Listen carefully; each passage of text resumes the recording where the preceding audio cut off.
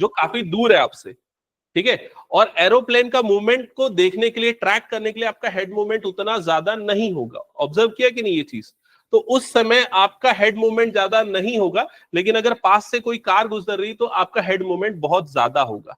ऐसा क्यों होता है? ऐसा होने के पीछे कोई ना कोई कारण है, और वो जो चीज है वो आज यहां पर हम स्टडी करेंगे। मैथमेटिकल रीजन उसका क्या है वो सारी चीजें देखेंगे, ठीक है। तो ये आता है जिस टॉपिक के अंदर, उसका नाम है यूनिफॉर्म सर्कुलर मोशन। शॉर्ट में इसको यूसीएम लिखा है मैंने। तो पहले हेडिंग डाल लो, यूनिफॉर्म सर्कुलर मोशन, और इसकी डेफिनेशन पहले हम लिखते हैं कि क्या है यूनिफॉर्म सर्कुलर मोशन। लिखना, if A particle moves, if a particle moves along a circular path, along a circular path with constant speed, with constant speed,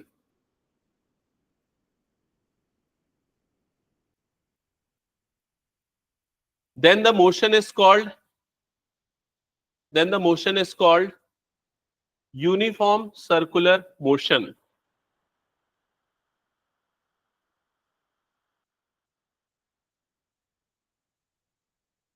तो अगर कोई पार्टिकल एक कांस्टेंट स्पीड से एक सर्कुलर पाथ में मूव करेगी तो वो यूनिफॉर्म सर्कुलर मोशन है। इसका एग्जाम्पल क्या हो सकता है? जैसे आपको सामने वो घड़ी दिख रही है, उसका सेकंड वाला जो हैंड दिख रहा है वो एक कांस्टेंट स्पीड से एक सर्कुलर पाथ में, उसका जो टिप है वो कांस्टेंट स्पीड से सर्कुलर पाथ में मूव कर रहा है। तो ये इसका एग्जांपल हो गया। और क्या हो सकता है? Stone tied to a string, एक स्ट्रिंग से टाई करके उसको अगर हम एक कांस्टेंट स्पीड से घुमाएं तो वो हो सकता है। क्लियर हो गया ये चीज? हाँ। अब अगर इसमें देखें कि इसका एग्जांपल लिख लो पहले। Example, motion of tip of second hand, motion of tip of second hand on a clock, on a clock.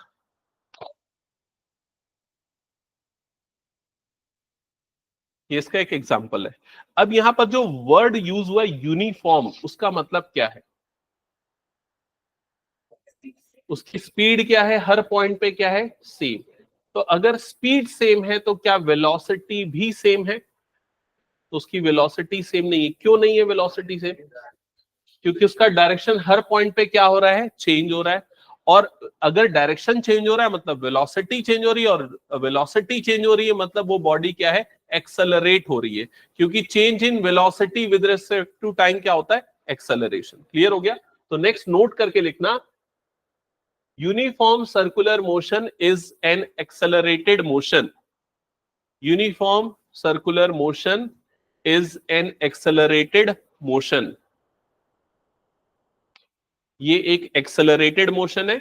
इसका रीजन कई बार पूछ लेता है 1 मार्क 2 मार्क्स के लिए कि why uniform circular motion is called accelerated motion. तो इसका रीजन क्या लिखोगे?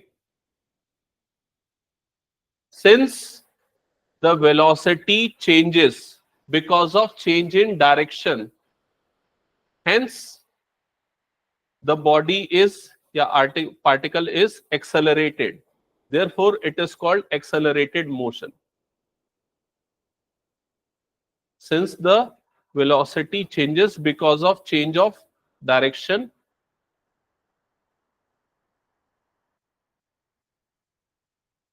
hence the motion is called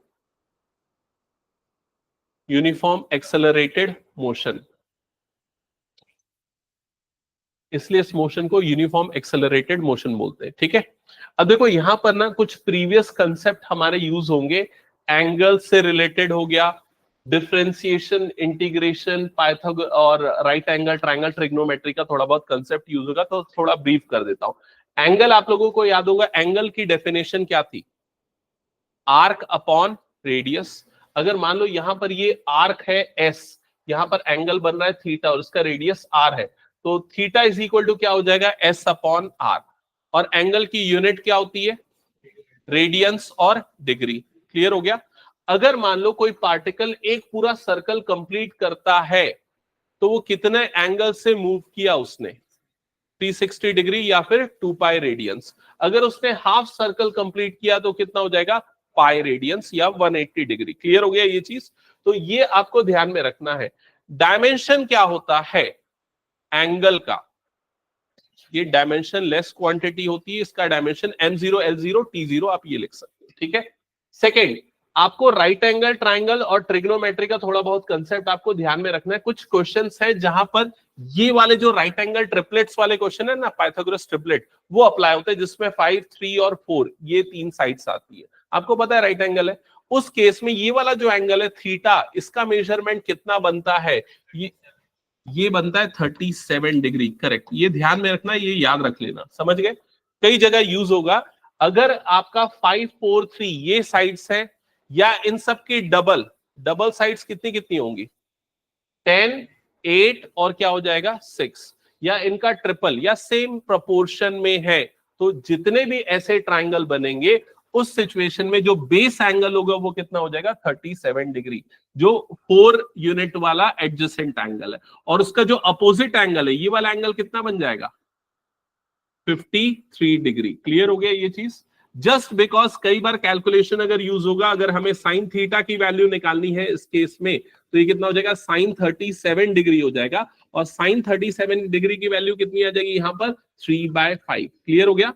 cos 37 degree की वैल्यू निकालनी है तो कॉस 37 डिग्री कितना हो जाएगा, ये 4/5। तो कभी न्यूमेरिकल में अगर ये 37 डिग्री वाली वैल्यू आ रही है तो आप डायरेक्टली ये रेशियोज को यूज करोगे। क्लियर हो गया ये? नेक्स्ट, इसके अलावा डिफरेंशिएशन और इंटीग्रेशन का थोड़ा बहुत कंसेप्ट मैं रिकॉल करवा देता हूं एक बार। अगर मान लो कोई भी एक फंक्शन है एफ ऑफ टी, फिलहाल के लिए मैं ले लेता हूं, T square minus 3t plus 1, क्या होगा इसका डिफरेंशिएशन बताओ, एफ डैश ऑफ टी क्या होगा, 2t माइनस 3। सबको याद है ना, टी स्क्वायर का क्या हो जाएगा 2t, माइनस 3t का क्या हो जाएगा -3, और 1 का क्या हो जाएगा 0। ठीक है। Second, integration, definite integral. Integration अगर मान लो ऐसा रहा है 2t square minus 3t plus 1, और यहां पर आ गया dt, इंटीग्रेशन की लिमिट है 1 से लेके 2, सपोज इसका इंटीग्रेशन क्या होगा, डेफिनेट इंटीग्रल की वैल्यू क्या होगी? अच्छा, किसको किसको ये चीज पता है अच्छे से वो बताओ, बस 1 2, ओके ठीक है। जिनको पता है वो कैलकुलेट करो, जिनको नहीं पता तो थोड़ा सा सुन लेना, बिकॉज कुछ क्वेश्चन आएंगे जिसमें हम ये अप्लाई करने वाले, तो रिकॉल करवा देता हूं। सबसे पहले इंटीग्रेशन t की पावर n dt का फॉर्मूला होता है t की पावर n+1 अपॉन n+1। मतलब इंटीग्रेशन जो है डिफरेंशिएशन का उल्टा होता है, पावर इसमें इंक्रीज हो जाती है। तो जैसे अगर मान लो मुझे इस वाले नंबर का इंटीग्रेशन करना है, तो पहले तो 2 कांस्टेंट है वो आ जाएगा बाहर, t की पावर 2 का इंटीग्रेशन होगा, तो इस फॉर्मूले से t की पावर 2+1 अपॉन 2+1 ऐसा हो जाएगा। समझ में आई ये चीज? नेक्स्ट, यहां पर t है तो -3 तो कांस्टेंट है वो बाहर आ गया, t की पावर 1 है तो क्या हो जाएगा इसका इंटीग्रेशन, t की पावर 1+1 अपॉन 1+1। और जहां कांस्टेंट होता है कुछ नहीं होता, वहां पर क्या लग जाता है, t आ जाता है। बस इतना है इंटीग्रेशन का कंसेप्ट। ठीक है। ये लेकिन इनडेफिनेट हो गया जब इसमें हमें हमारे पास लिमिट लिखी हुई है। जैसे लिमिट क्या है यहाँ पर 1 से लेके 2, तो हम साइड में यहाँ 1 से लेके 2 लिख देते, तो यहाँ इंटीग्रेशन की लिमिट आ गई 1 से लेके 2। इस वाले पार्ट को अगर मैं सिंप्लीफाई करके लिखूंगा तो ये कितना आ जाएगा 2/3, और t की पावर कितना हो जाएगा ये 3, माइनस ये वाला टर्म क्या हो जाएगा 3/2, और ये क्या आ जाएगा t स्क्वायर, प्लस ये वाला टर्म क्या आ जाएगा t। क्लियर हो गया ये चीज? अब यहां पर जब मैं लिमिट अप्लाई करूंगा तो लिमिट कैसे अप्लाई होती है चेक कर लेना एक बार। 2/3 इस जगह पे पहले मैं अपर लिमिट रखूंगा, अपर वैल्यू रखूंगा मतलब 2 रखूंगा t की जगह पे, तो ये बन जाएगा 2 का क्यूब, माइनस अब मैं लोअर वैल्यू रखूंगा, लोअर लिमिट रखूंगा मतलब 1 रखूंगा, तो माइनस क्या हो जाएगा ये 1 का क्यूब। इसी तरीके से सेकंड वाले में भी 3/2 as it is, upper limit मतलब 2 का स्क्वायर, माइनस लोअर लिमिट मतलब कि 1 का स्क्वायर, प्लस आखिरी में t है तो इसमें अपर लिमिट मतलब t की जगह पे 2 माइनस 1, और फिर कैलकुलेशन कर देंगे, जो भी वैल्यू आएगी वो कैलकुलेट करके निकाल लेंगे। समझ गए? तो इंटीग्रेशन कैसे करते हैं और लिमिट कैसे पुट करते हैं, ये ध्यान में रहना चाहिए, ये वाला कंसेप्ट। यहां तक हो गया? त्रिशा, इसमें कोई कैलकुलेशन में डाउट है, प्रॉब्लम है? इंटीग्रेशन तुमने अटेंड नहीं किया है क्या? ओके चलो अभी मैं सिंपल क्वेश्चन दूंगा तो उसमें एक बार ट्राई करके देखना, नहीं बनेगा तो पूछना उसमें, ठीक है। ये हटा दूं ये पूरा कंसेप्ट फिर मैं।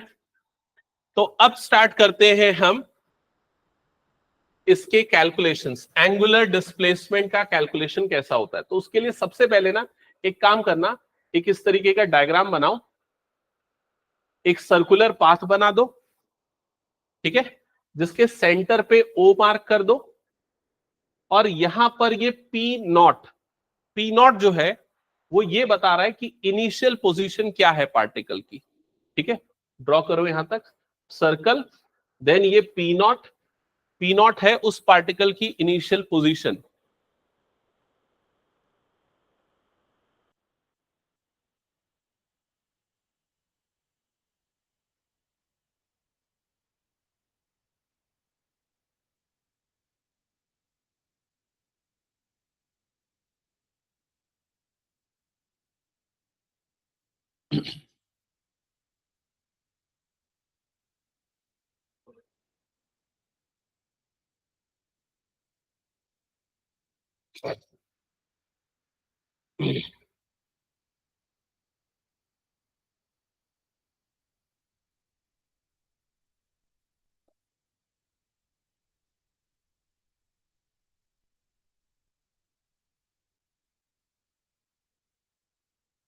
हम्म, तो इधर पे ध्यान से समझना, ये हो गया मान लो एक सर्कुलर पाथ, कोई पार्टिकल है जो यहां से मोशन स्टार्ट कर रहा है, तो ये वो टाइम है जब टी की वैल्यू क्या है, 0, ठीक है, इनिशियल टाइम या इनिशियल कंडीशन आप ये बोल सकते हो। तो उस समय उसकी पोजीशन थी पी नॉट। जब उसने मोशन स्टार्ट किया तो हो सकता है वो इस डायरेक्शन में भी जा रहा है। After time t is equal to T1, इतने सेकेंड के बाद उसकी पोजीशन कहां पर आ गई, ए पे आ गई, और फिर कुछ देर बाद वो आगे मूव करके किस पॉइंट पे आ गया, बी पे आ गया, एट टाइम इंस्टेंट T2। तो यहाँ T1 और T2 अलग टाइम इंस्टेंस है और यहां पर उनकी पोजीशन है, क्लियर। जब वो पी नॉट से ए तक जब उसकी पोजीशन यहां पर चेंज हुई, तो उसमें एंगल में कितना चेंज हुआ, तो यहां पर उसको हमने क्या कंसीडर किया है, θ1। और इसी रेफरेंस पॉइंट से जब वो बी पे गया तो एंगल उसका कितना बन रहा है यहां पर, θ2। क्या ये क्लियर हो गया। तो यहां पर एंगल में कितना चेंज हुआ, ए से लेके बी पे मेरा पूरा फोकस है ना, यहां पर पूरा फोकस हम ए से बी पे कर रहे हैं, टाइम इंस्टेंट T1 से T2 के बीच में कर रहे हैं। तो ये जो एंगुलर चेंज हुआ है, तो यहां पर θ1 था, यहां पर θ2 है, तो ये वाला जो एंगुलर चेंज होगा वो क्या हो जाएगा, θ2 माइनस θ1। समझ में आएगी नहीं ये चीज, उसी को हमने किससे डिनोट कर दिया है, डेल थीटा से। क्या ये क्लियर हो गया। इसी डेल थीटा को बोलते हैं एंगुलर डिस्प्लेसमेंट। तो लिखना, इसके बाद लिखना angular displacement, angular displacement, angular displacement, इसको हम डेल थीटा से डिनोट करते हैं, और ये हो जाएगा θ2 माइनस θ1, θ2 माइनस θ1। अब ये देखो, ये इसी टाइप का चेंज है, आप ये समझ लो कि जब मैं पॉइंट पी नॉट को देख रहा हूं तो अभी मैं सामने की तरफ देख रहा हूं, ठीक है। जब वो उसका मोशन हुआ वो ए पे गया, तो क्या हुआ, वो ए पे आया, फिर और उसके बाद कहां पर गया, बी पे गया, तो धीरे धीरे एंगल्स इंक्रीज होते जा रहा है, मेरा हेड का डायरेक्शन चेंज होते जा रहा है। तो वो जितना चेंज हुआ वही इसका एंगुलर डिस्प्लेसमेंट है। स्टार्टिंग में मैंने एक एग्जाम्पल बताया था, आप लोगों को याद है कि नहीं, जब आप कार को अपने घर के सामने से मूव होते हुए देख रहे हो, तो उस समय आप इस तरफ देख रहे थे, आपके हेड का मूवमेंट ये हुआ, तो आपका जो हेड का जो मूवमेंट हो रहा है वो भी क्या है, एंगुलर डिस्प्लेसमेंट है। क्या ये क्लियर हो गया, ठीक है। नेक्स्ट आते हैं लीनियर डिस्प्लेसमेंट। तो लीनियर डिस्प्लेसमेंट उसका पॉइंट ए से बी तक का जो डिस्प्लेसमेंट है उसको हम क्या बोलेंगे, लीनियर डिस्प्लेसमेंट, ठीक है। और इसको डिनोट कर रहे हैं हम डेल एस से, डेल एस, लीनियर डिस्प्लेसमेंट। अब ए से बी के मोशन में टाइम में कितना चेंज हुआ, तो ए पे जिस टाइम पे था वो T1 था, बी पे जब वो आया वो क्या हो गया, T2। तो यहां टाइम का जो चेंज है उसको हम किससे डिनोट कर रहे हैं, डेल टी से, और डेल टी का मतलब हो गया T2 माइनस T1। ये क्लियर हो गया सबको। और ये जो सर्कुलर पाथ है, इस पूरे पाथ का रेडियस हम कंसीडर कर रहे हैं R। इस सर्कुलर पाथ का रेडियस हो गया r। क्लियर?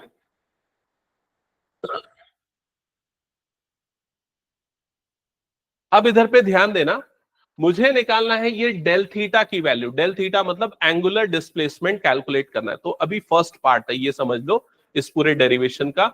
हम एंगुलर डिस्प्लेसमेंट निकालेंगे, एंगुलर वेलोसिटी निकालेंगे, एंगुलर एक्सेलरेशन निकालेंगे, तीनों चीजें। सबसे पहले हम एंगुलर डिस्प्लेसमेंट से स्टार्ट करेंगे, डेल थीटा से स्टार्ट करेंगे। तो एंगल का फॉर्मूला भी मैंने क्या लिखवाया था, क्या? Arc upon radius. तो यहां पर डेल थीटा अगर एंगल चाहिए, मुझे एंगुलर डिस्प्लेसमेंट चाहिए, तो उसका आर क्या हो जाएगा, डेल एस, और रेडियस क्या हो गया इसका, आर। ठीक है, तो नेक्स्ट लिखना, angle is equal to arc upon radius, angle is equal to arc upon radius, और इसका इसका आर्क है डेल एस, और रेडियस को हमने किससे डिनोट किया है, आर से। रेडियस हो गया इसका आर। ठीक है, या फिर हम इसको क्या लिख सकते हैं, del S is equals to del theta into R. इसको अगर मैं क्रॉस मल्टीप्लाई कर देता हूं तो क्लियर हो गया।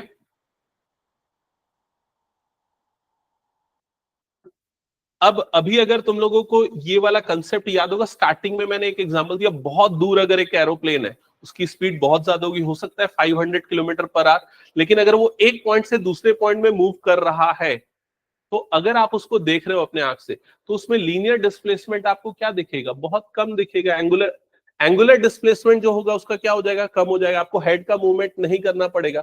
लेकिन अगर कार आपके सामने से बहुत तेजी से जा रही है सामने से, तो आपको उस वहां पर एंगुलर डिस्प्लेसमेंट क्या मिलेगा, ज्यादा मिलेगा। समझ में आ रहा है कि नहीं ये चीज?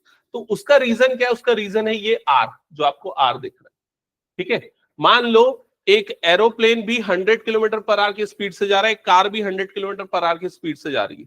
कार आपके सामने है, आपके पास है, तो उस केस में आर की वैल्यू क्या हो जाएगी, वहां पर कम हो जाएगी। आर की वैल्यू अगर कम होगी, तो ये पूरी वैल्यू ओवरऑल क्या हो जाएगी, बढ़ जाएगी। मतलब डेल थीटा की वैल्यू क्या हो जाएगी, बढ़ जाएगी। मतलब आपका एंगुलर डिस्प्लेसमेंट क्या हो जाएगा, बढ़ जाएगा। लेकिन अगर वही एरोप्लेन उसी स्पीड से जा रहा है, लेकिन वो बहुत दूर है, तो आर की वैल्यू क्या होगी, आपकी बढ़ जाएगी। आर की वैल्यू बढ़ेगी तो ये पूरी वैल्यू क्या हो जाएगी, कम हो जाएगी। तो डेल थीटा की वैल्यू भी क्या हो जाएगी, कम हो जाएगी। इसलिए आपका एंगुलर डिस्प्लेसमेंट वहां पर क्या हो जाएगा, कम हो जाएगा। क्या ये समझ में आया सभी को? ठीक है, अब एक और इंपॉर्टेंट चीज, ये जो डिस्प्लेसमेंट है, हमने पढ़ा है डिस्प्लेसमेंट कौन सी क्वांटिटी होती है, वेक्टर क्वांटिटी। तो यहां पर एंगुलर डिस्प्लेसमेंट भी क्या होगी, एक वेक्टर क्वांटिटी होगी। ठीक है, तो लिखो इस चीज को, angular displacement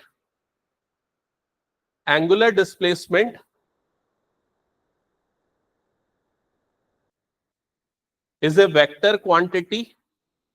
Angular displacement is a vector quantity. देख लिया? अब वेक्टर क्वांटिटी मतलब मैग्नीट्यूड भी होगा और क्या होगा, डायरेक्शन भी होगा। तो मैग्नीट्यूड तो एंगल के टर्म्स में आ जाएगा, π/2, π/2π जो भी कुछ आएगा। लेकिन इसका डायरेक्शन हम क्या लेंगे बताओ?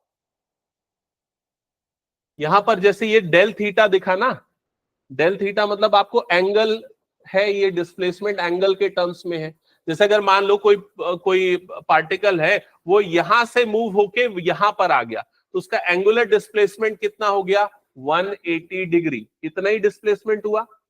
ठीक है, या फिर पाई रेडियन बोल सकते हो। अगर वो यहां से घूम के वापस यहां पर आ गया, तो एंगुलर डिस्प्लेसमेंट कितना हो गया, 2 पाई रेडियंस। यहां से घूम के यहां पर आ गया तो कितना हो गया, π/2 रेडियंस। तो ये जो भी क्वांटिटी मैं बता रहा हूं, ये रेडियंस है, ये एंगल है, लेकिन ये सिर्फ मैग्नीट्यूड है। इसका डायरेक्शन क्या है, हमने पढ़ा ना, ये वेक्टर क्वांटिटी, तो इसमें डायरेक्शन भी होगा। डायरेक्शन किस डायरेक्शन में होगा? तो इसका आंसर है, ये जो वेक्टर है इसको बोलते हैं एक्सियल वेक्टर, और इसका जो डायरेक्शन होगा, इसका एक्सेस होगा। एक्सेस होगा मतलब इसका एक्सेस क्या होगा, उसको समझने का तरीका क्या है, इसमें एक रूल लगता है जिसको बोलते हैं राइट हैंड थंब रूल। अगर मान लो इस पार्टिकल का मोशन इस डायरेक्शन में, तो आप अपना राइट हैंड लो और फिंगर को उस डायरेक्शन में रिवॉल्व करो, तो आपका जो थंब जिस डायरेक्शन में आएगा, वो इस एंगुलर डिस्प्लेसमेंट का डायरेक्शन हो जाएगा। तो अगर पार्टिकल ऐसे मूव कर रहा है, तो मैं अपने फिंगर को, राइट हैंड की फिंगर को ऐसे रिवॉल्व कर रहा हूं, तो इस एंगुलर डिस्प्लेसमेंट का डायरेक्शन कौन सा है, आउटवर्ड दिस बोर्ड। समझ में आ रहा है कि नहीं ये चीज? लेकिन अगर पार्टिकल का मूवमेंट इस तरीके से है, इस तरीके से, तो मैं अपने हाथ को कैसे रखूंगा? ऐसे रखूंगा। मेरी फिंगर्स का डायरेक्शन क्या हो जाएगा? ये वाला हो जाएगा रोटेशन का। तो उस समय इसका एक्सियल वेक्टर जो बनेगा उसका डायरेक्शन क्या होगा? Inside the board. समझ में आ रहा है कि नहीं ये चीज? एक और एग्जांपल आप देख सकते हो, अगर आप अम्ब्रेला होल्ड करके रखे हो राइट हैंड से, है ना, यूजुअली अम्ब्रेला को घुमाने की आदत होती है, अगर आप होल्ड करके रखे हो, अम्ब्रेला को घुमा रहे हो, तो उसका जो टिप है, उसका जो मोशन होगा वो यूनिफॉर्म सर्कुलर मोशन होगा। तो उस केस में अगर आप राइट हैंड से घुमा रहे हो, तो बताओ उसका डायरेक्शन क्या होगा? डिस्प्लेसमेंट का डायरेक्शन क्या होगा? उसका एक्सियल वेक्टर किस तरफ बनेगा? वो जो हैंडल जिसको आप पकड़ के रखे हो ना, उसी टुवर्ड द अम्ब्रेला, उस हैंडल का टुवर्ड द अम्ब्रेला। समझ में आया कि नहीं ये चीज? तो वो हो जाएगा उसका एक्सियल वेक्टर। तो ये चीज नोट कर लेना, angular displacement is a vector quantity, और ये जो वेक्टर है इसको हम एक्सियल वेक्टर बोलेंगे, और इसका जो डायरेक्शन होगा वो कैसे कैलकुलेट होगा? राइट एंगल थंब रूल से। क्लियर हो गया?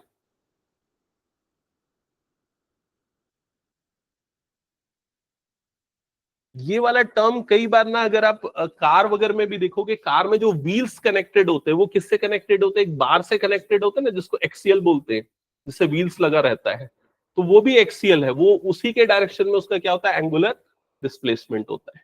क्या ये वाला पार्ट पूरा क्लियर हो गया? Angular displacement. नेक्स्ट लिखना। हाँ हाँ हाँ, अगर यहां से जाके वापस यहां पर आता है तो एंगुलर डिस्प्लेसमेंट इसका 2 पाई होगा, 0 नहीं होगा। अगर आप लीनियर डिस्प्लेसमेंट की बात करेंगे तो लीनियर डिस्प्लेसमेंट क्या हो जाएगा? उसका 0 हो जाएगा। एंगल में कितना चेंज हुआ, वो एंगुलर डिस्प्लेसमेंट। समझ में आई ये चीज? ओके, नेक्स्ट लिखना।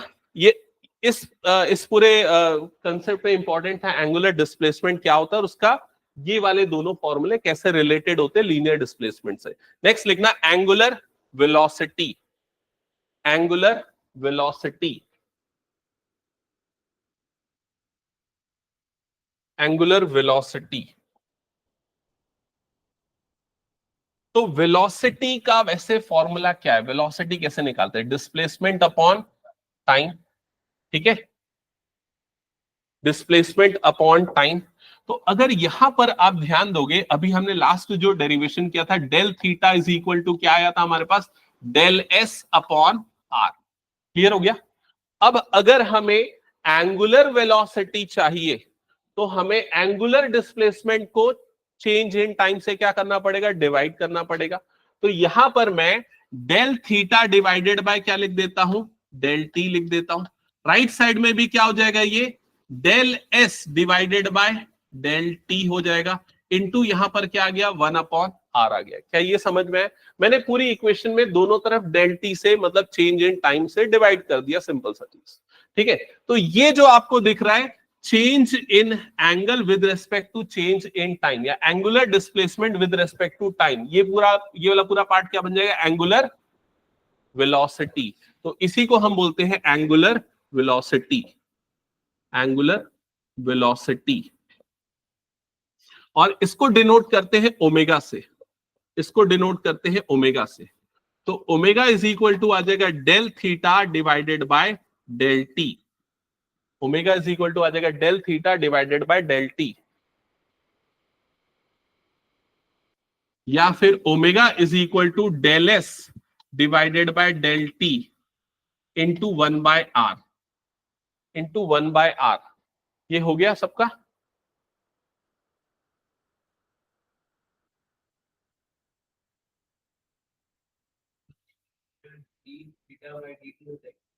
मैं उस पॉइंट पे आ रहा हूं, जस्ट अ सेकेंड। क्या यहां तक सबका हो गया क्या? अब देखो, यहां पर ना, ये जो अभी हम एंगुलर वेलोसिटी देख रहे हैं, तो यहां पर हम क्या निकाल रहे हैं? देखो, यहां पर ना ये वाला डिस्प्लेसमेंट ले रहे हैं डेल एस, जो कोई टाइम t1 से t2 के बीच में हो रहा है। अगर मान लो मैं इंस्टेंटेनियस एंगुलर वेलोसिटी निकालना चाहूं, मतलब इंस्टेंट पे कितना चेंज हो रहा है, तो तो उस केस में मुझे क्या करना पड़ेगा, ए और उसके जस्ट बाद वाले पॉइंट पे उसका क्या देखना पड़ेगा, डिस्प्लेसमेंट देखना पड़ेगा, एकदम शॉर्ट टाइम ड्यूरेशन के लिए। तो वो जो शॉर्ट टाइम ड्यूरेशन है, मतलब T1 और T2 के बीच का डिफरेंस क्या हो जाएगा, ऑलमोस्ट जीरो कंसीडर करेंगे। T1 और T2 के बीच का डिफरेंस अगर जीरो ले रहे हैं, मतलब हम डेल टी की वैल्यू अप्रोक्सीमेटली क्या ले रहे हैं यहां पर, जीरो।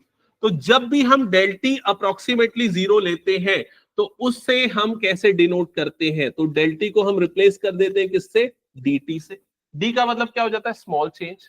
डेल थीटा को हम किससे रिप्लेस कर देंगे, डी थीटा से। और क्या बच गया यहां पर, डेल एस को हम किससे रिप्लेस कर देंगे, डी एस से रिप्लेस कर देंगे। समझ में आई ये चीज। तो यहां पर जो ओमेगा है वो क्या हो जाएगा, D theta divided bye D T. यहां पर ओमेगा इज इक्वल टू क्या हो जाएगा, ये D S by D T into ये क्या हो गया, 1/r।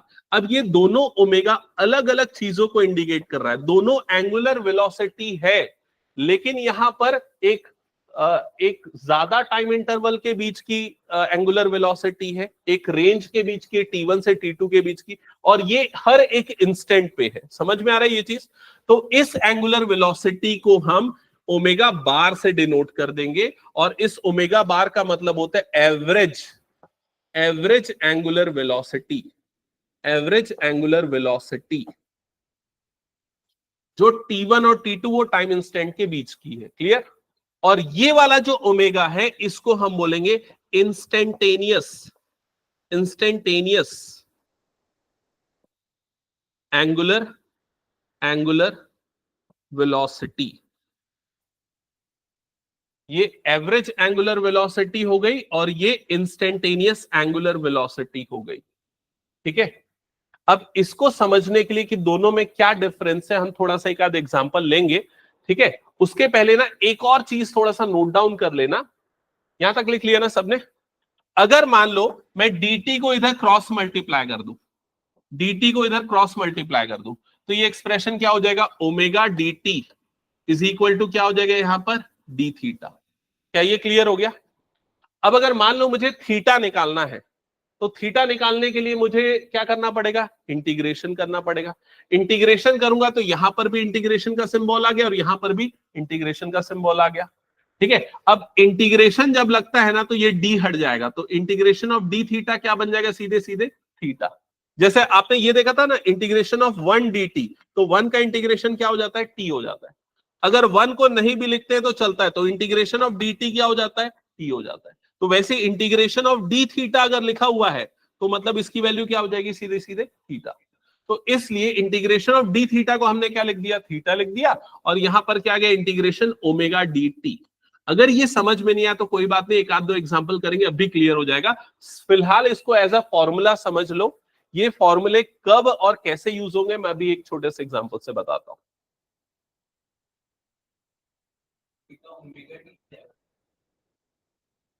अब ओमेगा कांस्टेंट तो नहीं है, ओमेगा भी चेंज हो रहा है टाइम के रिस्पेक्ट में, बिकॉज ओमेगा एंगुलर वेलोसिटी है। ठीक है। तो उसका जो मोशन है उसमें वो चेंजेस हो रहा है टाइम के रिस्पेक्ट में। ठीक है। तो उसमें देखेंगे हम वो क्या आएगा। हाँ, ओवरऑल जो वैल्यू है थीटा की वैल्यू एक फाइनाइट होगी एक इंटरवल ऑफ टाइम के बीच में, तो उसके लिए लिमिट हमें पता होनी चाहिए कि लिमिट कहां से कहां तक है उसकी। ठीक है। ओके, यहां तक हो गया सबका। अब देखो यहां पर ध्यान देना, अगर आपको अगर आपको थीटा की वैल्यू गिवन है, थीटा मतलब एंगल, एंगल किसके रिस्पेक्ट में चेंज हो रहा है, यहां पर अगर कोई पार्टिकल मूव हो रहा है तो पार्टिकल किस वेरिएबल के रिस्पेक्ट में मूव हो रहा है, टाइम के रिस्पेक्ट में, उसकी पोजीशन टाइम के हिसाब से चेंज हो रही है। तो थीटा जो है वो क्या होगा, टाइम का फंक्शन होगा। तो अगर आपको थीटा गिवन है और आपको बोलता है एंगुलर वेलोसिटी निकालो, तो आप कौन सा फॉर्मूला यूज करोगे, ये वाला। अगर इंस्टेंटेनियस एंगुलर वेलोसिटी बोला तो, अगर आपको बोला कि दो पर्टिकुलर टाइम इंटरवल के बीच की एंगुलर वेलोसिटी निकालो, तो कौन सा फॉर्मूला यूज करोगे, एवरेज एंगुलर वेलोसिटी का। अगर आपको एंगुलर वेलोसिटी गिवन है और एंगल निकालने बोल रहा है तो कौन सा फॉर्मूला यूज करोगे, ये वाला फॉर्मूला। क्लियर। चलो एक एग्जांपल लेते हैं जिसमें सारी चीजें क्लियर हो जाएंगी, तो नोट करना।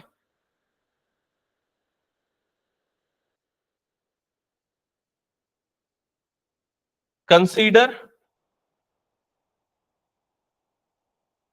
Consider a uniform circular motion, consider a uniform circular motion of a particle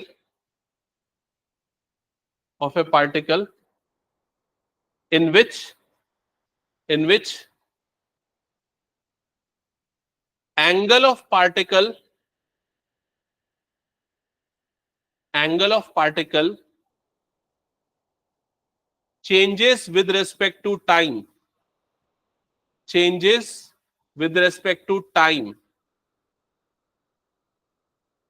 by expression theta is equal to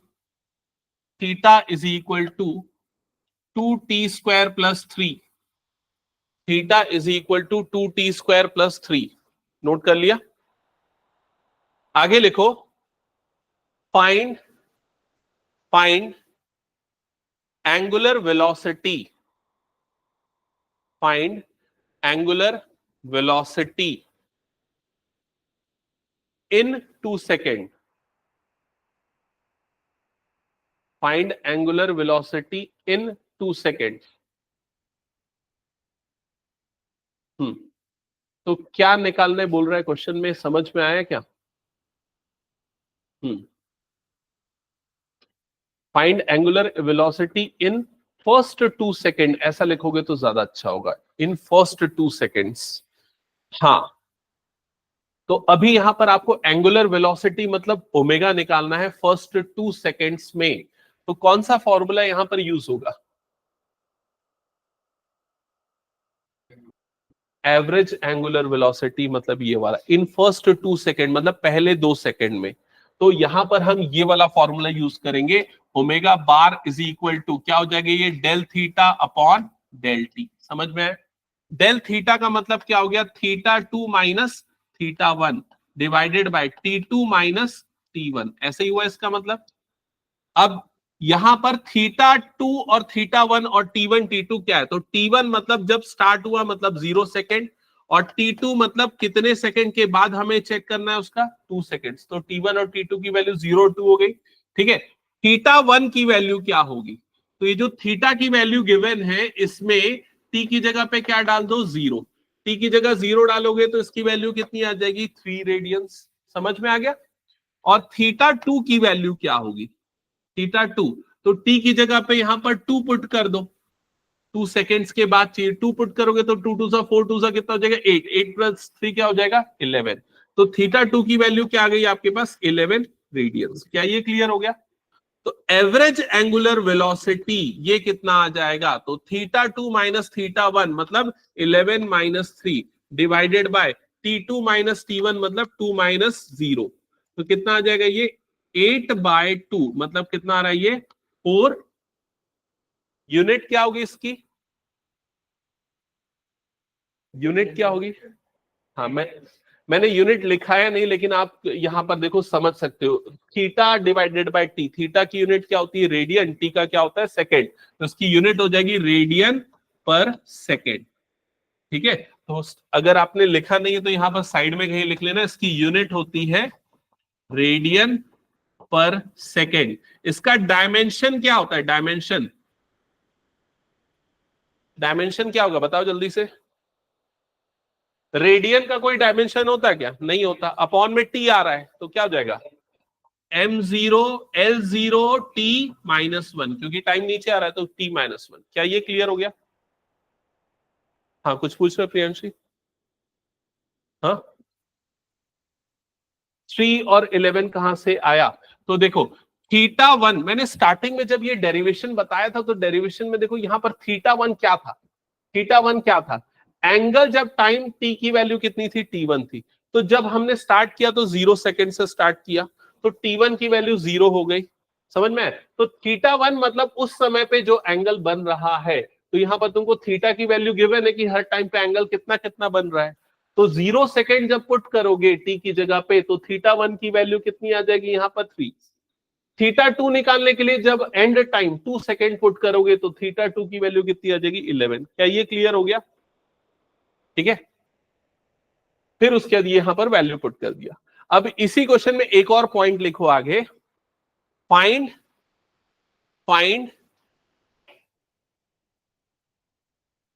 its angular velocity, find its angular velocity at 3 seconds. Find its angular velocity at 3 seconds. Find its angular velocity at 3 seconds.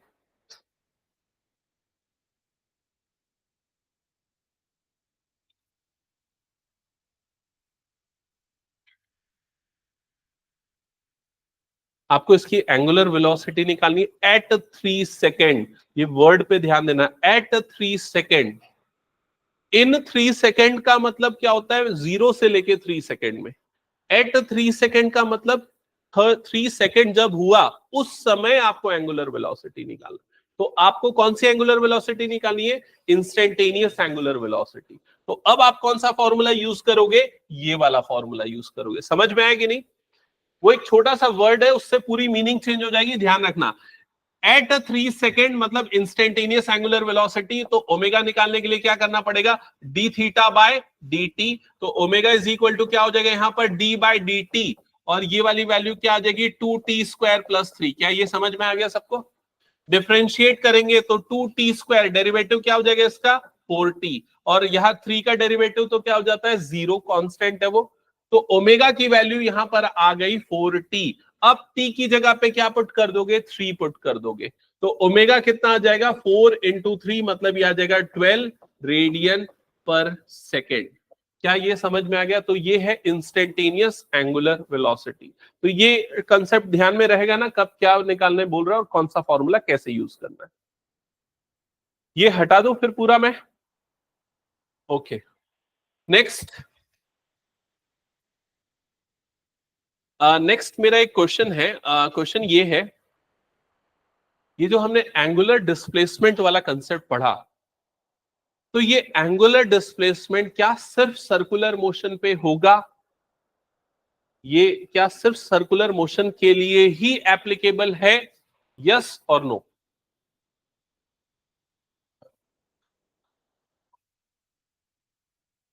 Angular displacement वाला जो concept अभी हमने discuss किया, जो formula अभी हमने देखा, क्या ये सिर्फ सर्कुलर मोशन पे है, यस और नो? क्या लगता है, यस? और किसी का यस, नो? तो नो वाले बताओ, क्या क्यों नो लग रहा है आप लोगों को? हाँ हाँ,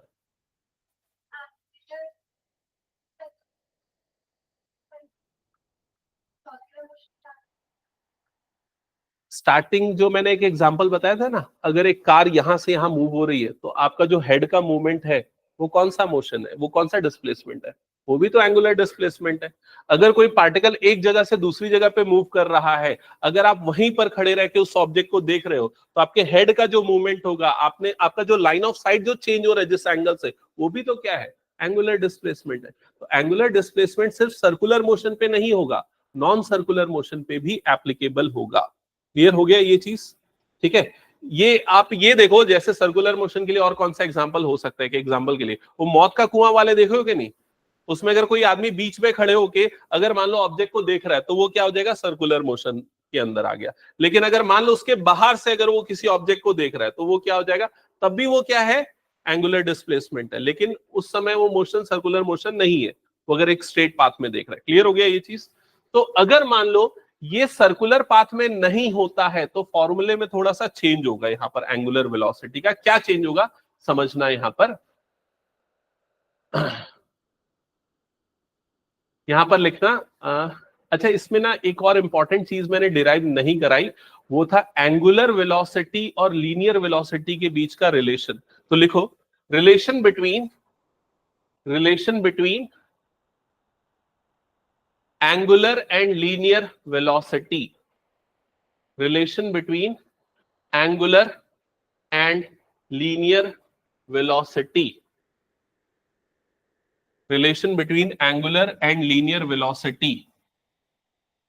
ओके, तो अभी यहां पर थोड़ा सा रिकॉल करना, हमने क्या देखा था ये ओमेगा इज इक्वल टू ये वाले एक्सप्रेशन पे आ रहा हूं, ओमेगा इज इक्वल टू हमारे पास क्या आया था, del theta by del T आया था, और या फिर हम इसको क्या लिख रहे थे, del S by del T into R, ये लिख रहे थे, याद है ना, ये del S upon del T into 1 by R, del S upon del T into 1 by R. ठीक है, अगर मान लो मैं इंस्टेंटेनियस एंगुलर वेलोसिटी लेता हूं ओमेगा, तो उस केस में ये डेल एस को मैं किससे रिप्लेस कर दूंगा, डीएस से, और डेल टी को मैं किससे रिप्लेस कर दूंगा, dt से, इंटू ये क्या हो गया 1 अपॉन आर। क्लियर हो गया ये चीज। और यहां पर जो ds बाय dt है, ये क्या है, ds बाय dt क्या है, ये कौन सी वेलोसिटी है, ये कौन सी वेलोसिटी है, देखो ds मतलब ये वाला कौन सा डिस्प्लेसमेंट है, लीनियर डिस्प्लेसमेंट अपॉन टाइम। तो लीनियर डिस्प्लेसमेंट अपॉन टाइम मतलब क्या हो जाएगा, लीनियर वेलोसिटी, जिसको हम किससे डिनोट करते हैं, v से। याद आएगी नहीं, v इज इक्वल टू, ये हमने कई बार यूज किया, v इज इक्वल टू क्या था, ds बाय dt, और v का मतलब क्या होता है यहां पर, लीनियर वेलोसिटी। तो यहां पर आगे लिखना omega is equal to ds bye dt into 1 by R था, और ds बाय dt की वैल्यू होती है v, और v का मतलब होता है लीनियर वेलोसिटी। तो ओमेगा इज इक्वल टू आ जाएगा यहां पर v इंटू या v upon R, v upon are. Clear, यहां तक हो गया सबका। इसको और क्या लिख सकते हैं, v is equals to omega r, v is equal to omega r, और v का मतलब हुआ linear velocity is equal to, ओमेगा का मतलब angular velocity into radius, into radius. तो linear velocity is equal to angular velocity into radius. ठीक है, नोट किया सबने यहां तक। अब यहां पर ये वेलोसिटी है, मतलब इसमें डायरेक्शन भी है इनफैक्ट, लेकिन अभी मैंने इस इक्वेशन में डायरेक्शन के साथ वेक्टर फॉर्म में इस इक्वेशन को नहीं लिखा है, अभी मैंने इस इक्वेशन को स्केलर फॉर्म में लिखा है। अगर मैं वेक्टर फॉर्म में लिखूंगा तो वेक्टर अलजेब्रा के रूल्स फॉलो करने पड़ेंगे। तो वेक्टर अलजेब्रा के रूल्स अगर आपको मैं थोड़ा बहुत याद दिलाऊं, कुछ बच्चों को ही याद होगा, वेक्टर में दो टाइप के प्रोडक्ट मैंने बताए थे, एक कौन सा प्रोडक्ट था, स्केलर प्रोडक्ट, और दूसरा कौन सा था, वेक्टर प्रोडक्ट। स्केलर प्रोडक्ट को और क्या बोलते थे, डॉट प्रोडक्ट, और वेक्टर को क्या बोलते थे, क्रॉस प्रोडक्ट। डॉट प्रोडक्ट हमने काफी प्रैक्टिस किया था। डॉट प्रोडक्ट में क्या होता है, दो वेक्टर को मल्टीप्लाई करते, डॉट प्रोडक्ट लेते, तो रिजल्ट में हमें क्या मिलता था, स्केलर क्वांटिटी मिलती थी। लेकिन वेक्टर मैंने नहीं पढ़ाया था, वेक्टर प्रोडक्ट मैंने क्रॉस प्रोडक्ट नहीं पढ़ाया था। एक छोटा सा कंसेप्ट बताया था कि बस अगर कोई दो वेक्टर का क्रॉस लेते हैं ना, जैसे ए क्रॉस बी लेते हैं, तो उसका रिप्रेजेंटेशन ए क्रॉस बी ऐसा होता है, समझ में, और रिजल्ट में हमें कोई एक नया वेक्टर मिल जाता है जो कि वेक्टर सी होता है। मतलब तीनों क्वांटिटी क्या होती है यहाँ पर, वेक्टर क्वांटिटी होती है। तो थोड़ा सा इसका मैं ब्रीफ करता हूं, ये क्वांटिटी कैसी होती है समझना। जैसे अगर मान लो एक वेक्टर ये वाला पेन है, दूसरा वेक्टर ये वाला पेन है, समझ गए ना, ये दो वेक्टर है। अगर इन दोनों वेक्टर का मैं क्रॉस ले रहा हूं तो मुझे एक तीसरा वेक्टर मिलेगा, और तीसरा वेक्टर ऐसा होगा जो दोनों के परपेंडिकुलर बनेगा। तो वो कहां पर बनेगा, तो वो कहां पर बनेगा, तो वो इस प्लेन के बाहर बनेगा। समझ में आ रहा है कि नहीं, अगर एक वेक्टर ये है, दूसरा वेक्टर ये है, तो तीसरा वेक्टर क्या होगा, इन दोनों के परपेंडिकुलर बनेगा, जो कौन सा डायरेक्शन में होगा, इस डायरेक्शन में होगा, थर्ड डायमेंशन में आ जाएगा। क्लियर हो गया ये चीज। अब ये मैं क्यों समझा रहा हूं, थोड़ा इमेजिन करना, विजुअलाइज करना, ध्यान देना। यहां पर अगर आप लोगों को याद होगा, मैंने ये राइट हैंड थंब रूल बताया था। राइट हैंड थंब रूल में मैंने डिस्प्लेसमेंट का डायरेक्शन बताया था। तो उसका डिस्प्लेसमेंट का डायरेक्शन कौन सा होगा, तो अगर मैं फिंगर्स को इधर मूव कर रहा हूं तो उसका डायरेक्शन कौन सा होगा, आउटवर्ड होगा। तो इसका मतलब इसकी वेलोसिटी का भी डायरेक्शन कौन सा होगा, आउटवर्ड होगा, एंगुलर वेलोसिटी का। रेडियस का डायरेक्शन अगर देखा जाए तो वो क्या हो गया, इस तरफ हो गया। ठीक है, तो एक वेक्टर इस तरफ है, दूसरा वेक्टर आउटवर्ड है। तो जब इन दोनों का क्रॉस प्रोडक्ट लेंगे तो वो उसका जो डायरेक्शन होगा, इन दोनों का जो क्रॉस प्रोडक्ट लेंगे, इन दोनों का क्रॉस प्रोडक्ट आएगा क्या, तो देखो थोड़ा यहां पर ध्यान देना, इनका क्रॉस प्रोडक्ट क्या आएगा। यहां पर अगर मैं एंगुलर वेलोसिटी ओमेगा ले रहा हूं जिसका डायरेक्शन आउटवर्ड है, रेडियस का डायरेक्शन ये वाला है, तो उसका जो दोनों का क्रॉस प्रोडक्ट होगा वो कौन सी वेलोसिटी है, लीनियर वेलोसिटी। उसका डायरेक्शन किस तरफ होगा, वो रेडियस के क्या हो जाएगा, परपेंडिकुलर होगा, और एंगुलर वेलोसिटी के भी क्या होगा, परपेंडिकुलर होगा। मतलब अगर आप यहां पर ध्यान दोगे तो यहां पर जो लीनियर वेलोसिटी है उसका डायरेक्शन ऐसा कुछ बनेगा, ये इस तरीके से, ये वाला हो जाएगा उसका लीनियर वेलोसिटी v, उससे डिनोट करेंगे। और ये हमको पता है ना वो टेंजेंट वाला, tangent is perpendicular to radius at point of contact, तो ये दोनों क्या है आपस में, परपेंडिकुलर है। और एंगुलर वेलोसिटी किस तरफ जा रही है, आउटवर्ड जा रही है, तो वो भी उसके क्या है, परपेंडिकुलर है। तो यहां पर v जो है लीनियर वेलोसिटी हर बार क्या होगी, रेडियस की क्या होगी, परपेंडिकुलर होगी। क्लियर हो गया ये कंसेप्ट, ठीक है। तो ये जो कंसेप्ट अभी मैंने बताया, इस चीज को अगर हम लीनियर में प्रोजेक्ट करेंगे तो क्या होगा देखना। यहां तक सबने लिख लिया था ना, omega v is equal to omega into R, ठीक है। अब यहां पर अगर देखा जाएगा कि ओमेगा की वैल्यू यहां पर क्या आ गई, v बाय आर आ चुकी थी, ओमेगा इज इक्वल टू क्या आ गया था, v बाय आर आ चुका था। और हमें पता है v और r दोनों एक दूसरे के क्या होता है, परपेंडिकुलर होता है, जैसा भी हमने देखा यूनिफॉर्म सर्कुलर मोशन में। तो यहां पर v के बाजू में ना एक परपेंडिकुलर का सिंबल भी लगा देता हूं मैं। अब मैं ये क्यों कर रहा हूं, इसके पीछे का कंसेप्ट समझना, थोड़ी देर में बताता हूं। यहां v के बाजू में परपेंडिकुलर लगा देता हूं ताकि ये पता रहे कि वो जो डिस्टेंस है और जो वेलोसिटी है, ये जो डिस्टेंस है सेंटर से और ये जो वेलोसिटी, दोनों एक दूसरे के क्या है, परपेंडिकुलर है, ठीक है। अब यहां पर एक केस स्टडी लिखना, देखो angular displacement in case of linear motion, angular displacement in case of linear motion. अब यहां पर हम एंगुलर डिस्प्लेसमेंट लीनियर मोशन में देखेंगे। तो angular displacement in linear motion का मतलब क्या है, देखो मान लो अगर आप यहां पर हो, पॉइंट ए पे हो, अगर आप पॉइंट ए पे हो, आपने यहां पर देखा कि पॉइंट बी पे, पॉइंट बी से कोई एक कार लीनियरली एक रोड पे मूव कर रही है इस तरीके से, बी टू सी इस डायरेक्शन में। क्लियर हो गया। कंसीडर करते हैं कि यहां से ए से जो बी का डिस्टेंस है, ए से बी का जो डिस्टेंस है उसको हम अज्यूम कर लेते हैं कि 4 यूनिट्स है या 4 मीटर ले लेते हैं, मान लेते हैं ये डिस्टेंस है 4 मीटर। और जब कार यहां पर मूव करी तो उसकी लीनियर वेलोसिटी v की जो वैल्यू है वो अज्यूम कर लेते हैं वो है 10 मीटर पर सेकेंड, ये उसकी वेलोसिटी हमने ले लिया 10 मीटर पर सेकेंड। क्लियर हो गया। तो जब आप यहां पर देखोगे तो यहां पर इसकी एंगुलर वेलोसिटी क्या आएगी, ए से बी वाले इंस्टेंट पे इसकी एंगुलर वेलोसिटी कितनी आएगी।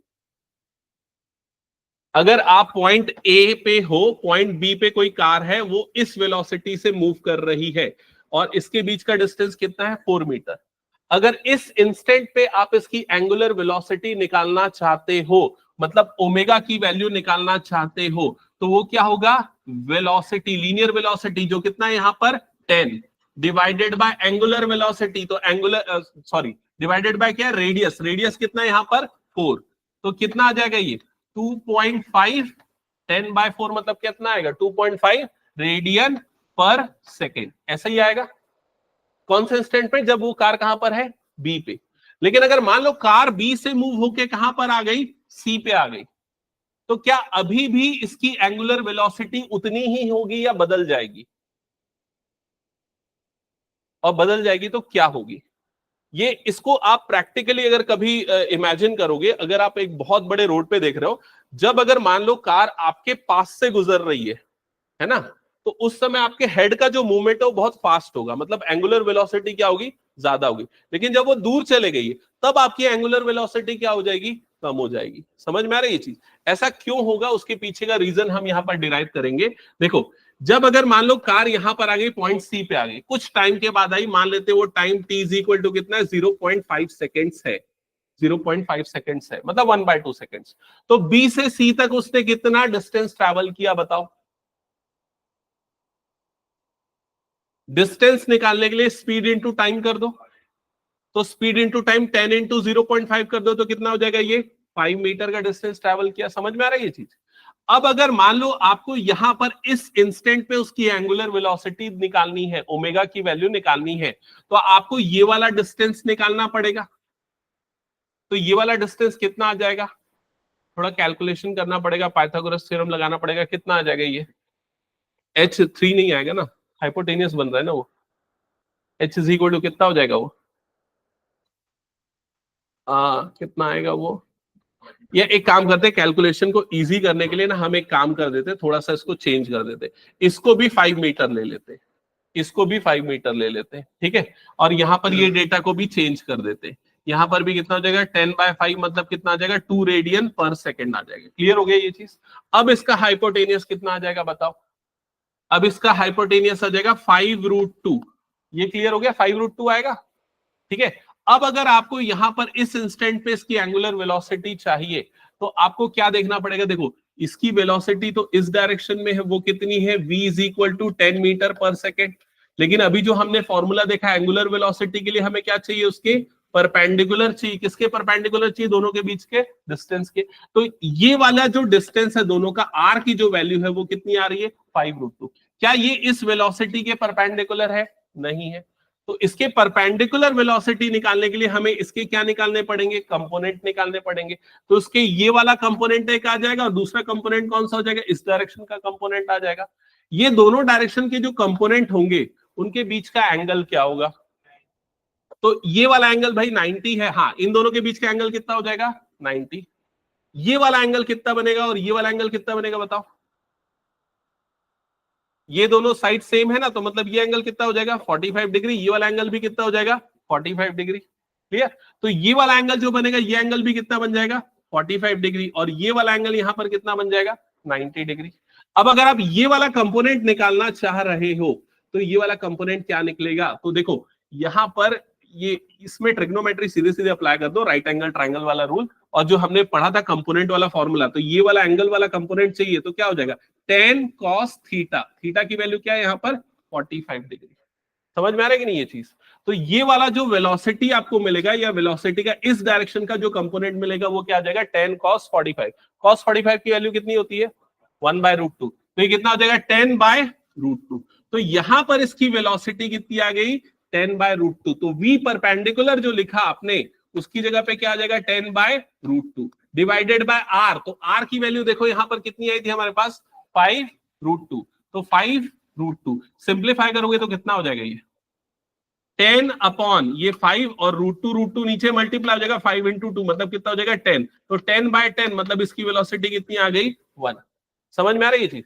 इसका मतलब यहां पर उसकी लीनियर वेलोसिटी 10 मीटर पर सेकंड थी, यहां पर भी लीनियर वेलोसिटी कितनी थी 10 मीटर पर सेकंड। हर जगह पे लीनियर वेलोसिटी सेम है, लेकिन एंगुलर वेलोसिटी यहां पर ज्यादा थी 2 रेडियन पर सेकंड, लेकिन थोड़े समय के बाद उसकी एंगुलर वेलोसिटी क्या हो गई कम हो गई, कितनी आ गई 1 रेडियन पर सेकंड। तो लीनियर वेलोसिटी सेम हो सकती है लेकिन एंगुलर वेलोसिटी क्या होगी चेंज हो जाएगी। क्या ये समझ में आया सभी को। तो जो मैंने आपको एग्जांपल बताया, जब आपके पास से गुजर रहा है तो उस समय एंगुलर वेलोसिटी आपकी ज्यादा होगी, लेकिन जब वो दूर चला गया तो एंगुलर वेलोसिटी उसकी क्या हो जाएगी कम हो जाएगी। क्लियर हो गया ये चीज। तो नोट करके लिखना है इसमें। देखो हालांकि ये वाला जो पोर्शन मैंने अभी समझाया है ये आपके सिलेबस में सीबीएसई पॉइंट ऑफ व्यू से तो नहीं है, ठीक है, उसमें नहीं दिया हुआ है। बट क्या उसमें सीधे सीधे कंक्लूजन रिमार्क लिखा हुआ है। क्या रिमार्क लिखा हुआ है कि linear velocity can be same but angular velocity changes. ठीक है, तो उस चीज को, उस पॉइंट को डिस्क्राइब करने के लिए हमने ये किया है। देखो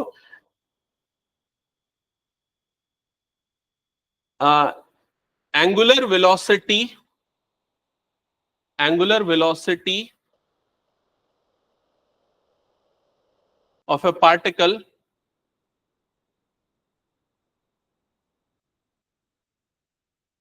particle changes with respect to time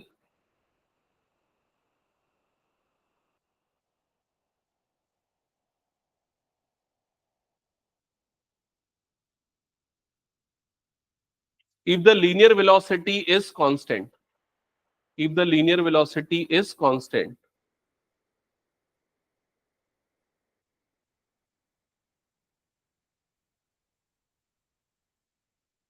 bracket में लिख लेना in case of linear motion, in case of linear motion. ये लीनियर मोशन के केस में एप्लीकेबल है ना, वो सर्कुलर मोशन की बात नहीं कर रहा हूं मैं। ठीक है,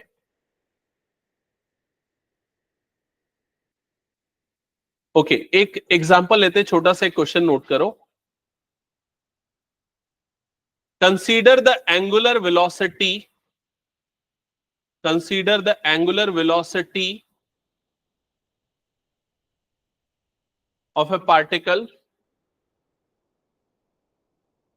consider the angular velocity of a particle, omega is equals to 5t plus 2 radian per second, radian per second.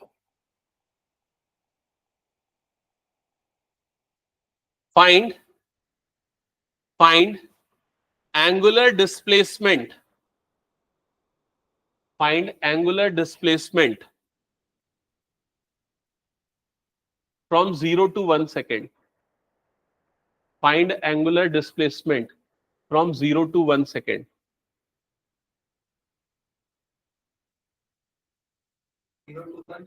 हाँ, find angular displacement from 0 to 1 second. तो अभी देखो यहाँ क्वेश्चन में आपको क्या गिवन है, एंगुलर वेलोसिटी गिवन है, और आपको क्या निकालना है, एंगुलर डिस्प्लेसमेंट निकालना है। कौन से टाइम इंटरवल के बीच में, 0 से लेके 1 सेकेंड के बीच में। ठीक है, तो 0 से 1 सेकेंड के बीच में, तो मैं एक बार थोड़ा सा एक्सप्लेन कर रहा हूँ ग्राफिकली। अगर देखा जाए, मान लो 0 सेकेंड पे पार्टिकल यहां पर था, 1 सेकेंड पे पार्टिकल यहां पर आ गया, तो एंगुलर डिस्प्लेसमेंट उसका क्या हुआ, थीटा की वैल्यू क्या हुई, वो आपको निकालना है, और आपको ओमेगा की वैल्यू गिवन है। तो क्या रिलेशन था, देखो हमने कहीं कुछ लिखा है क्या, फॉर्मूला हाईलाइट किया है क्या? अगर आपको थीटा निकालना है, ओमेगा गिवन है, तो कौन सा फॉर्मूला है? ओमेगा इज इक्वल टू ये था del theta by del T. ठीक है, ये तब यूज करोगे जब आपको थीटा की वैल्यू गिवन है, ओमेगा की वैल्यू निकालना है। ओमेगा मतलब एंगुलर वेलोसिटी, थीटा मतलब एंगुलर डिस्प्लेसमेंट। डिस्प्लेसमेंट गिवन है, वेलोसिटी निकालना है, तो ये फॉर्मूला। लेकिन अगर वेलोसिटी गिवन है और क्या निकालना है, डिस्प्लेसमेंट निकालना है, तो कौन सा फॉर्मूला था? उल्टा प्रोसेस होगा। उल्टा प्रोसेस मतलब क्या करना पड़ेगा, इंटीग्रेशन करना पड़ेगा। इंटीग्रेशन मतलब थीटा इज इक्वल टू, ये लिखा होगा देखो, ओमेगा डी टी लिखा है कि नहीं, ये वाला theta is equal to omega D T, integration omega D T. ठीक है, तो आपको ये निकालना है, theta is equal to integration omega D T.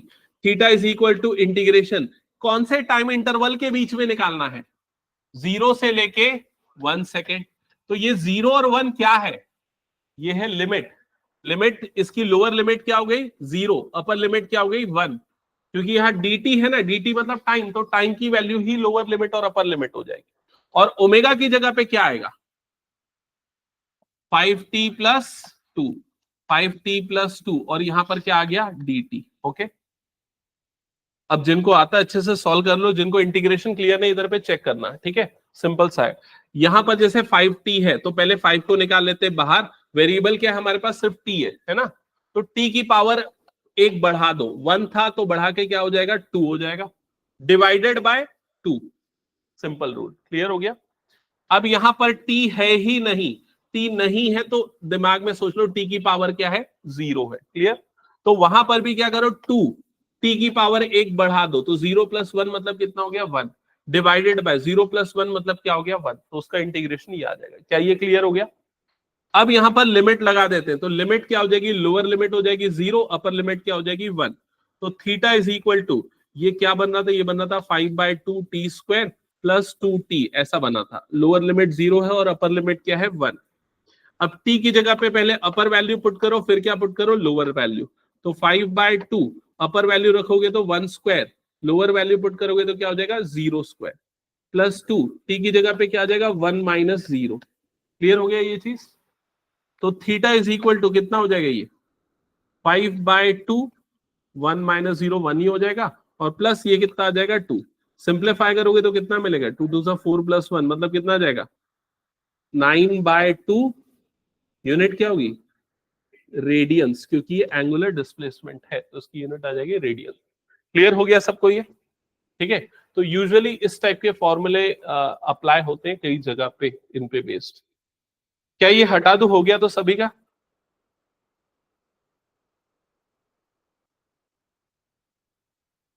अच्छा, अगर ये रहता क्वेश्चन में, ये रहता मान लो omega is equals to 3t square minus 5t angular displacement from 2 to 5, तो क्या करना होता, क्या चेंज हो जाता? ओमेगा की जगह पे वैल्यू चेंज हो जाती है और लिमिट चेंज हो जाती है। वो 0 से 1 की जगह पे क्या जाता है, 2 से लेके 5 हो जाएगा वो कैलकुलेशन ना। हटा दो फिर इस पूरे को। चलो नेक्स्ट, अब आते हैं हम नेक्स्ट पार्ट पे। एक्सेलरेशन, एंगुलर एक्सेलरेशन पे आते हैं। एंगुलर एक्सेलरेशन, तो अभी थोड़ी देर पहले हमने डिराइव किया था v is equal to omega into R. यहां पर v क्या था, कौन सी वेलोसिटी, लीनियर वेलोसिटी। ओमेगा क्या है, angular velocity, that is equal to v is equal to omega into R into radius है। क्लियर। अब अगर मैं इसको डिफरेंशिएट करता हूं with respect to time, time के रेस्पेक्ट में इस एक्सप्रेशन को डिफरेंशिएट करता हूं, तो ये क्या हो जाएगा, dv बाय dt। इधर पे क्या आ जाएगा, d बाय dt, और ये क्या आ जाएगा, ओमेगा r। ऐसा ही होगा। अब r क्या है, r है रेडियस, वो फिक्स्ड है, कांस्टेंट है, तो r आ जाएगा बाहर। यहां पर क्या हो जाएगा, d ओमेगा बाय dt, और इधर पे क्या आ गया है, dv बाय dt। क्या ये क्लियर हो गया। अब इस वाले पार्ट को हम क्या बोलते हैं बताओ जल्दी, एक्सेलरेशन। इसको किससे डिनोट करते हैं हम, ए से, इंस्टेंटेनियस एक्सेलरेशन मोर प्रिसाइजली। उसको हम किससे डिनोट करते हैं, ए से। और अच्छा अगर इसको डिफाइन करना है तो हम क्या बोलेंगे, लीनियर एक्सेलरेशन।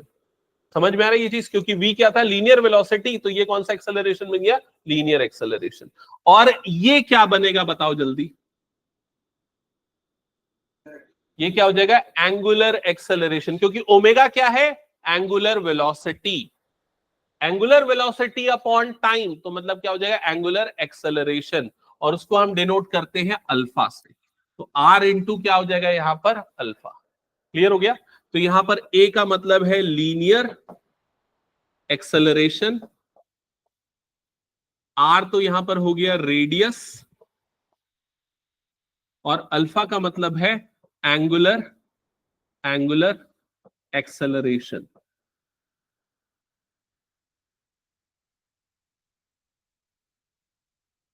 यहां तक हो गया सभी का, ओके। नेक्स्ट, अब हम कुछ और इंपॉर्टेंट पैरामीटर्स नोट करते हैं जो यहां पर यूज होने वाले हैं, जिसमें एक है टाइम पीरियड। नोट करना टर्म्स को, फिर हम इनके बीच का रिलेशन देखेंगे। देखो टाइम पीरियड,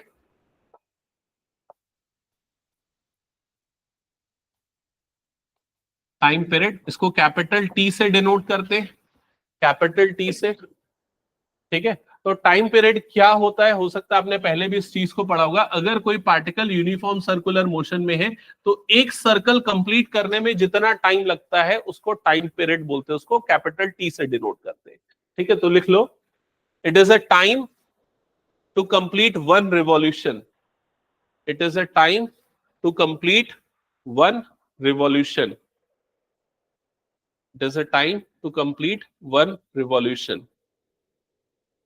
और टाइम है मतलब इसकी यूनिट क्या होगी, सेकेंड होगी, और इसको, इसका डायमेंशन क्या होगा, m0 l0 t1। ठीक है, नेक्स्ट लिखो फ्रीक्वेंसी, फ्रीक्वेंसी इसको न्यू से डिनोट करते हैं, कई जगह पे एफ से, तो हम एक काम करते हैं एफ से डिनोट करते हैं, क्योंकि न्यू और वी वाला सिंबल एक जैसा हो जाता है, कंफ्यूजन होता है, तो एफ से डिनोट कर लेते हैं फ्रीक्वेंसी। फ्रीक्वेंसी का मतलब number of revolution in 1 second, एक सेकेंड में कितने बार उसी जगह पे आ रहा है या कितने बार रिवॉल्व कर रहा है। लिख लो, number of revolution in 1 second, number of revolution in 1 second is equal to frequency f. ठीक है, ओके। अब टी और एफ में क्या रिलेशन होता है, तो t इज इक्वल्स टू क्या होता है, 1/f, या f इज इक्वल टू क्या होता है, 1/t।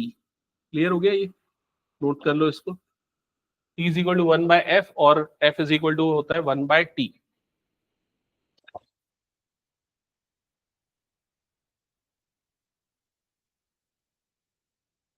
ओके, अब देखो इसका ओमेगा से क्या रिलेशन है, उसके लिए कई बार ये शॉर्ट में पूछता है, relation between angular velocity, time period and frequency, ये पूछ लेता है कई बार क्या रिलेशन है, तो ध्यान में रखना है इसको। Relation between relation between angular velocity, angular velocity को किससे डिनोट करते हैं? Omega. Time period, time period को डिनोट करते हैं कैपिटल टी से। फ्रीक्वेंसी को किससे डिनोट करते हैं? एफ से। ठीक है, इन तीनों के बीच में क्या रिलेशन है? तो omega is equal to angular velocity कैसे निकलती है? Angular displacement upon time, d theta by D t या del theta by del t, वही होता है।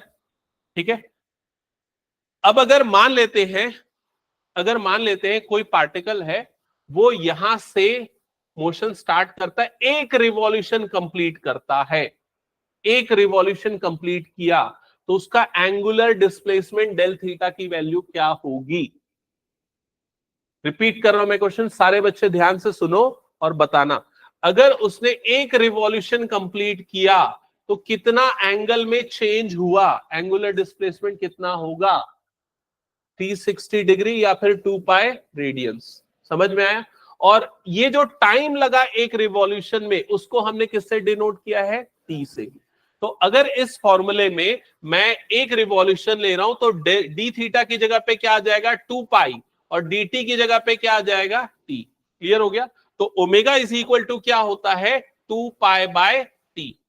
नोट कर लो, ओमेगा इज इक्वल टू होता है 2 पाई बाय टी, और 1 बाय टी को हम क्या लिखते हैं? एफ। तो 1 बाय टी की जगह पे क्या आ जाएगा? एफ। तो एक और रिलेशन बन जाएगा, ओमेगा इज इक्वल टू क्या हो जाएगा यहां पर? 2 पाई एफ। ये भी नोट कर लेना, omega is equal to 2 pi F. ठीक है, तो ये रिलेशन है इन तीनों के बीच में। अब कुछ क्वेश्चन करते हैं, एकदम शॉर्ट क्वेश्चन से एक दो, फिर उसके एंड करेंगे क्लास। तो नोट करना first question, find the angular velocity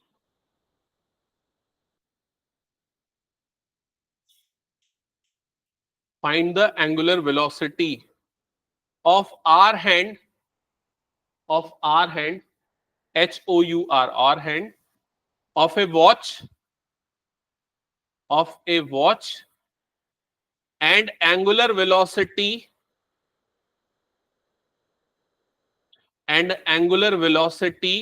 of earth around its axis,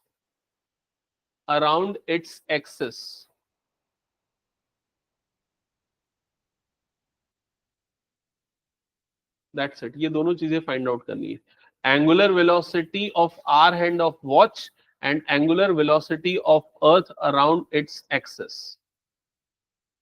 angular velocity omega, ये निकालना है। ठीक है, तो अब यहां पर हम कौन सा मेथड यूज करेंगे एंगुलर वेलोसिटी निकालने के लिए? कैपिटल टी, टाइम पीरियड का, क्योंकि हमें दोनों का टाइम पीरियड पता है।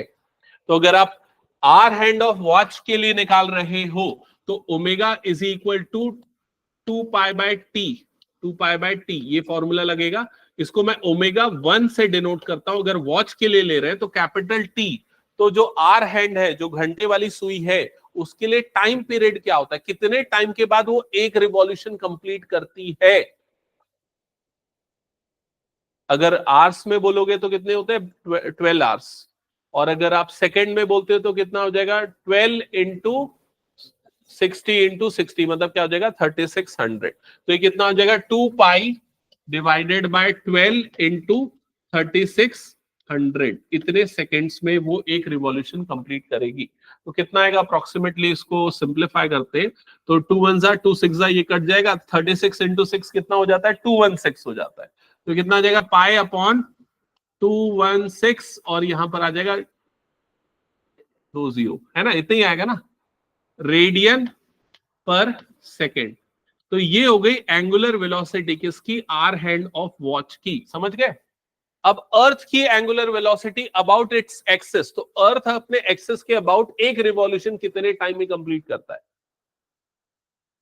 अपने एक्सिस पे बोल रहा है, अपने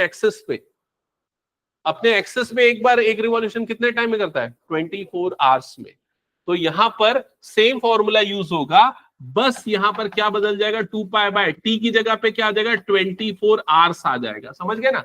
12 आवर्स की जगह 24 आवर्स, मतलब 24 इंटू 3600, ये आ जाएगा। तो 2 1 जा और ये कटेगा 2 12 जा, इसका डबल हो जाएगा डिनोमिनेटर। क्या हो जाएगा? जो ये 21600 है उसका डबल हो जाएगा। तो कितना आ जाएगा? 0 0 6 2 जा 12 का 2, ये आ गया 1 और 2 1 2 प्लस 1 कितना हो जाएगा? 3 और 2 2 जा कितना हो जाएगा? 4 43200। इतना ही आ रहा है। ओमेगा 2 की वैल्यू क्या आ गई? पाई अपॉन 43200 रेडियन पर सेकेंड। अब ये बताओ किसकी एंगुलर वेलोसिटी ज्यादा है, वॉच की कि अर्थ की? वॉच की, बिकॉज इसका डिनोमिनेटर छोटा, ऑब्वियसली इसकी एंगुलर वेलोसिटी क्या है? ज्यादा है। क्लियर हो गया सबको ये? सेकेंड क्वेश्चन नोट करो। सेकेंड क्वेश्चन है calculate angular speed of a wheel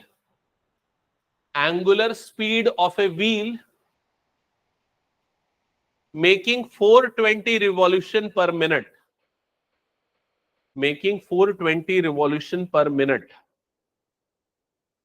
एक व्हील है जो 1 मिनट में 420 बार रिवॉल्व कर रहा है, आपको उसकी एंगुलर स्पीड निकालनी है।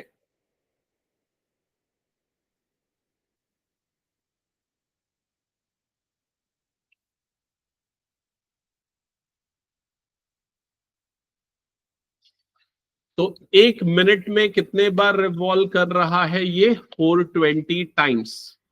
तो 60 सेकेंड में कितने बार रिवॉल्व करेगा? 420 टाइम्स। तो 1 सेकेंड में कितने बार रिवॉल्व करेगा? 420 बाय 60। ये 0 0 कट, 6 1 जा 6 7 जा। तो 1 सेकेंड में कितने रिवॉल्यूशन है? उसके 7। 1 सेकेंड में जितने रिवॉल्यूशन होते हैं उसको क्या बोलते हैं? उसको बोलते हैं फ्रीक्वेंसी। और किससे डिनोट करते हैं? एफ से। तो उस व्हील की फ्रीक्वेंसी एफ की वैल्यू कितनी आ गई? 7। क्या ये समझ में आ गया? और आपको उसकी एंगुलर वेलोसिटी ओमेगा निकालना है, तो कौन सा फॉर्मूला यूज कर लेंगे? Omega is equal to 2 pi F. Omega is equal to 2 pi F, और एफ की जगह पे डाल दो 7। तो 2 पाई इंटू 7 मतलब कितना आ जाएगा? ये 14 पाई रेडियन पर सेकेंड। ये हो जाएगी उसकी एंगुलर वेलोसिटी। क्या ये क्लियर हो गया सभी को? चलो नेक्स्ट और last question.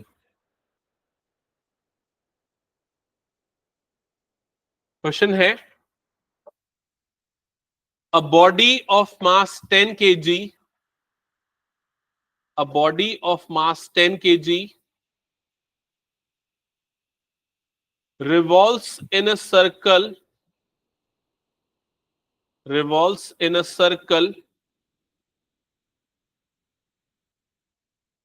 of diameter 0.4 meter,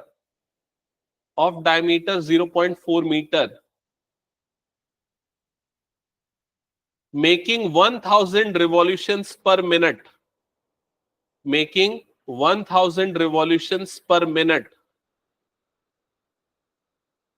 calculate its linear velocity,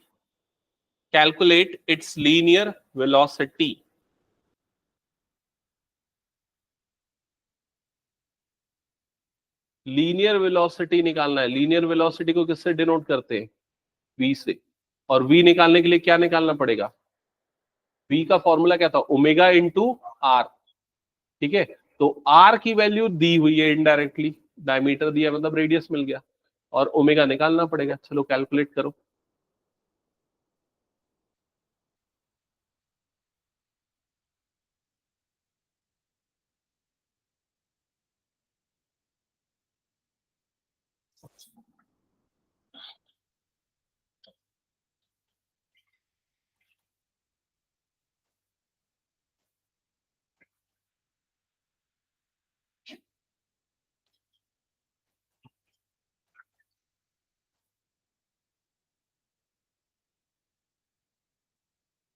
linear velocity v that is omega into R, और ओमेगा निकालने के लिए फॉर्मूला यूज करोगे 2 पाई एफ का। आर की वैल्यू निकालने के लिए आपको डायमीटर गिवन है ना, डायमीटर डी कितना गिवन है? 0.4 मीटर। तो रेडियस उसका हाफ हो जाएगा 0.2 मीटर। ठीक है, और एफ फ्रीक्वेंसी के लिए उसने क्या दिया हुआ, रिवॉल्यूशन इन 1 मिनट। तो 1 मिनट में कितने रिवॉल्यूशन है, 1000 रिवॉल्यूशन। तो 1 सेकेंड में कितने रिवॉल्यूशन होंगे, 1000 डिवाइडेड बाय 60 रिवॉल्यूशन। मतलब ये जीरो कट गया, 2 3 जा, और ये 2 से कट जाएगा 50। तो इसकी फ्रीक्वेंसी एफ जो है, 1 सेकेंड में रिवॉल्यूशन उसकी फ्रीक्वेंसी होती है, एफ होती है। तो एफ की वैल्यू यहां पर कितनी आ गई, 50/3। अब सीधे सीधे ये फॉर्मूले में पुट कर दो, omega is equal to 2 pi into 50/3। तो ओमेगा इज इक्वल टू हो जाएगा 100 पाई/3। ये एंगुलर वेलोसिटी आ गई। इस एंगुलर वेलोसिटी को यहां पर पुट कर दो तो लीनियर वेलोसिटी मिल जाएगी, v is equal to 100 pi omega की वैल्यू इंटू r। तो r की वैल्यू हमने कितनी निकाली थी यहां पर, 0.2। 0.2 को आप क्या लिख सकते हो, 2/10। तो ये 0 और ये 0 कट जाएगा, कितना आ रहा है ये 20 पाई/3। क्या यही आ रहा है, 20 पाई/3 यूनिट क्या होगी, क्या होगी यूनिट, लीनियर वेलोसिटी। तो लीनियर वेलोसिटी की यूनिट क्या हो जाएगी यहां पर, मीटर पर सेकेंड। क्लियर हो गया, ओके। देखो हमने फर्स्ट यूनिट में ना डायमेंशन एनालिसिस पढ़ा था, वो हर जगह दिमाग में ना रखे रहना कहीं ना कहीं। यहाँ v का डायमेंशन क्या होता है, यूनिट क्या होती है, मीटर पर सेकेंड, है ना, LT-1। ओमेगा का डायमेंशन क्या होता है, क्या होता है ओमेगा का डायमेंशन, बताओ जल्दी, T-1। क्योंकि रेडियन पर सेकंड होता है, रेडियन तो डायमेंशन नहीं होता है, मतलब क्या होता है T-1। R मतलब क्या है यहाँ पर, रेडियस, लेंथ। लेंथ मतलब क्या हो गया, मीटर। एल एल हो गया, है ना, एल, और इधर पे क्या आ गया, T-1। तो आपको उसका यूनिट भी निकालने में यूज हो जाएगा, उसको समझ गए ना ये। तो क्या ये क्लियर है आज की क्लास, ठीक है, एंड करते हैं फिर। कुछ डाउट है तो पूछ लो किसी को।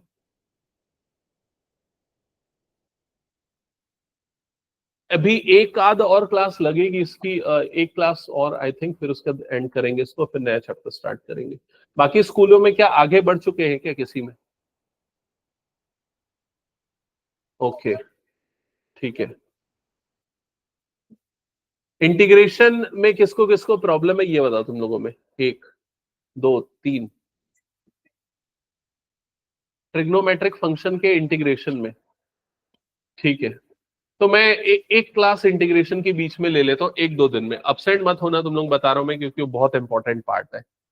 फिर बीच में एक आध बार मैं पढ़ाया था, तब भी काफी लोग अपसेंट थे शायद, एक बार और पढ़ाऊंगा मैं उसको, ठीक है। डेफिनेट इंडेफिनेट दोनों एक बार डिस्कस कर लेंगे इंटीग्रेशन का। Bye bye.